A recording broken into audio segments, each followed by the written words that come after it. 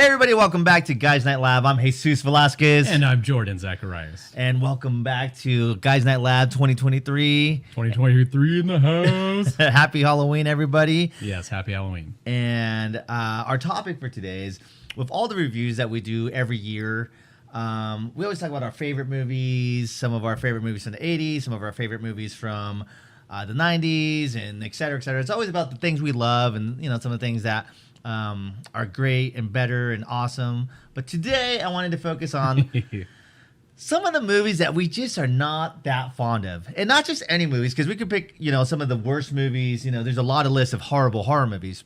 Yeah. No, today what we want to focus on is movies that we don't really think are that great, that are like praised as some of the best movies ever. They're either praised critically or people love them who are horror fans, where they go, "Oh, this movie rules," and you're like, "What?" Yeah, some of our friends, a ton of critics. We looked at a lot of the Rolling Stones, Variety, Vulture, any horror movie list. It's like number 1 or top 5 on the list. I'm like, what? Yeah, and they get really ridiculous. And not to say we hate the movie, but we just don't think it's worth grand champion of all horror movies. I would say at the very least we don't get it. Exactly, we just don't understand it. So. Anyways, we compiled a list of movies, and so this might be our most downvoted video of all of our Halloween, but exactly. I don't care. Buckle up. Because this is about the movies that we don't like, and some of the movies that we love are just, for a true horror movie fan, for us it's about the camp, the slash, the story within, not the story outside. We're not looking for deep, great meanings in horror movies, even though, like Night of the Living Dead, yes, there was social commentary on that, and there's stuff that sometimes are thrown into. But it's more focused on the story than it is whatever the message is. Exactly. In the movie. Yeah. For George A. Romero and Night of the Living Dead, the story, it made a lot of sense. You had the first black lead, and spoiler, he gets shot at the end, which just sucks. Yeah, shocking. And it's a whole not just that, but the zombies and everything. It's just talked about.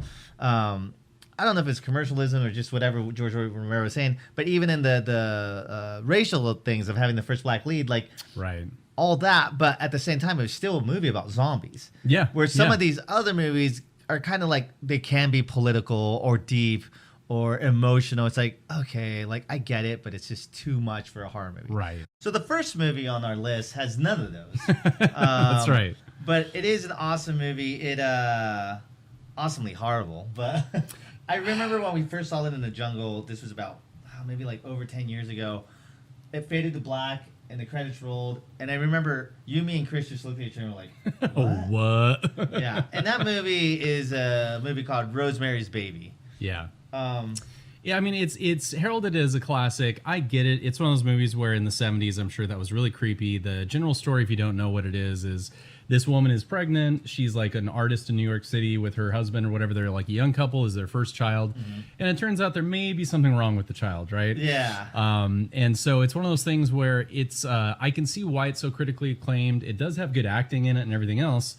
But where the story goes and how it ends is just, you're kind of okay. And at least for me, I don't know what your feeling was on the movie, but I felt like it was cool and pretty intense, but then is just so long and there's so much exposition and stuff like that where you're just okay, what are we doing here? You know what I mean? It's almost like an art house horror movie in a sense. That's a good way to describe it. The movie is over 2 hours, so that in itself for any horror movie is long. Right. And so the idea is obviously there's the scary parts where the devil or something's having sex at first, so that's kind of creepy. We're just Yeah. And so then and then there's so she lives in a upstate New York, I'm assuming, if I'm pretty sure, and it's a building or whatever in upstate, and her whole neighbors are all, you find out that they're all satanic worshipers or whatever, and so there's this whole seance for them, and then they're welcoming the devil baby or whatever. Right. But it's just there's just a lot of talk, and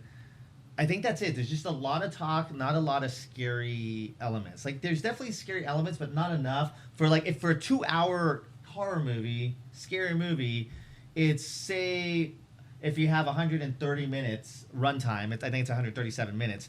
There's probably maybe 25 minutes of scariness, and everything else is talk.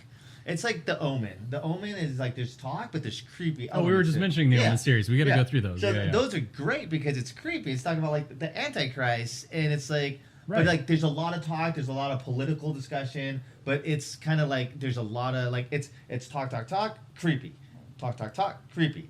This is like one of those like slow. They always call it like a slow burn, like a long boil. It takes it's gonna be boiling for a while. It's like a Hitchcock film kind of idea where it's going to be long and drawn out, but with Hitchcock films, usually the payoff is great. Yeah. And in this one, you're like, hey, okay. It was just like, okay. I get it, and maybe like I said, maybe it's just a different culture, maybe a generational thing that maybe it's scarier. Maybe it's us. Maybe my ADD just couldn't handle it, or maybe everyone's ADD. No, I was right there with you, dude. Yeah. Anyway, I know it's critically acclaimed. It probably should be, I guess. But it's one of those where I never am tempted to fire that up. In fact, I've never watched it a second time. I've never watched. I never even would put it on my like best scary movies to check out. Like I was like, oh, check it out. It's Halloween. You'd probably have better time watching a different movie, like not Hocus Pocus. What's the one with the Olsen twins? I don't know. I don't know. Why are you asking me? I don't know. I just figured you might know. Anyway, so yes, Rosemary's Baby. It's just so don't check it out this Halloween. It's probably certified fresh on Rotten Tomatoes, but no. Oh, of course. That and us. Okay, so this next one is we're gonna throw through a loop here. This next one is a little blasphemous for us because I love everything about it. I love the canon of it, the story that originated from it.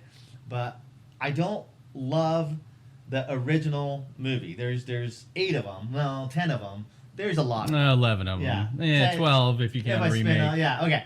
But the original, I do like it. I just don't love it. And which movie is that, Suze? That movie is called Friday the 13th, the original movie. Okay, now don't burn me at the stake here because Friday the 13th Part 6, Jordan knows this, is my favorite horror movie of all time. Oh, yeah. When I mean horror movie, I mean like scary movie camp.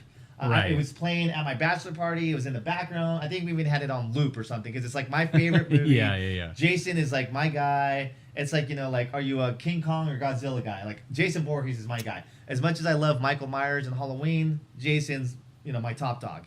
I would say Part 6 and Part 4 are like the near perfect Friday series. Yes. For those 2 movies, they're 2 of the best ones out of the series. Oh, for sure. Easy. And so it's hard for me to say that I don't like a Friday the 13th movie, but the original is different. So it's still a slasher film, but the idea is like it's not Jason. And I know like I probably started it with my youngin' 8-year-old, 7-year-old self watching scary movies.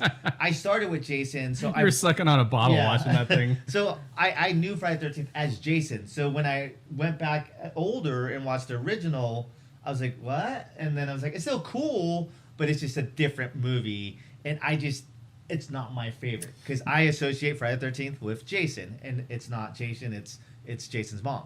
And I don't think you're alone there because I think that's most people's opinion is that it's a decent movie because it's the spawn of the series, which is great, and Cunningham did a great job with it. But it's not the same as when you get Jason. Yeah. And even Part 2 to me is light years better than Part 1. Oh, well, and I mean, we have a whole Jason series on one of our other videos, but I always categorize them like 1, 2, and 3 are together, and then 4, 5, and 6, even though 4 and 6 are together, and then 7, 8 are together, and then 9's kind of its own train wreck. But I mean, Tom Savini does the special effects, and so I mean, the special effects are still great. It's still a great story. It's still a whodunit slasher, so it's still a great movie. Counselors are getting picked off one by one, just like the rest of the movies and stuff. It's a great movie, but it's just not one of my favorite, which is weird to say because Friday the 13th series is probably like one of my favorite series. So don't be, downvoting my thoughts here, but I'm being honest. I'm being vulnerable here, all right? Well, and I think a big part of that, too, is maybe you'll agree with this, but the first one's not really meant to be fun. Yeah. I don't think. The first one's more serious, and then the rest of the series, like Part 2, they try to keep it slightly more serious. But after Part 3, they're like, let's have some fun with this guy. Oh, yeah. And so they started adding more humor in the series, which helped it a lot, I think. Absolutely. The more camp and cheese and different unique kills and stuff like that. Right. So,